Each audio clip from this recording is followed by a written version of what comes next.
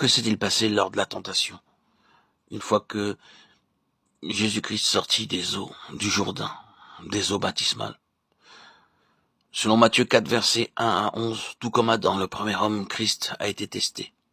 Alors Jésus fut emmené par l'Esprit dans le désert pour être tenté par le diable. Après avoir jeûné 40 jours et 40 nuits, il eut faim. Le tentateur s'étant approché lui dit, « Si tu es fils de Dieu, ordonne que ces pierres deviennent des pains. » Jésus répondit, « Il est écrit, l'homme ne vivra pas de pain seulement, mais de toute parole qui sort de la bouche de Dieu. » Le diable le transporta dans la ville sainte, le plaça sur le haut du temple et lui dit, « Si tu es fils de Dieu, jette-toi en bas, car il est écrit, il donnera des ordres à ses anges à ton sujet. Et ils te porteront sur les mains de peur que ton pied ne heurte contre une pierre. » Jésus lui dit, il est aussi écrit, tu ne tenteras point le Seigneur ton Dieu. Le diable le transporta encore sur une montagne très élevée. Il lui montra tous les royaumes du monde et leur gloire et lui dit, je donnerai toutes ces choses, si tu te prosternes et m'adores.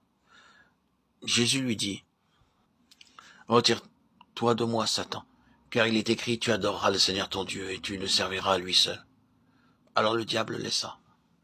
Et voici des anges vinrent auprès de Jésus et le servaient.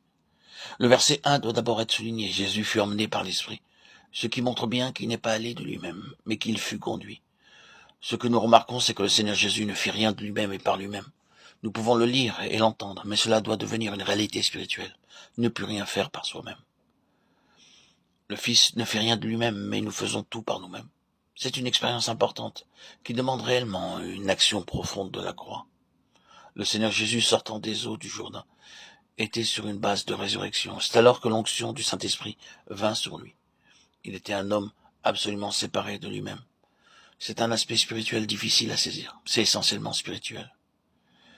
Que signifie être séparé intérieurement? C'est être séparé de soi-même. C'est être séparé de son âme.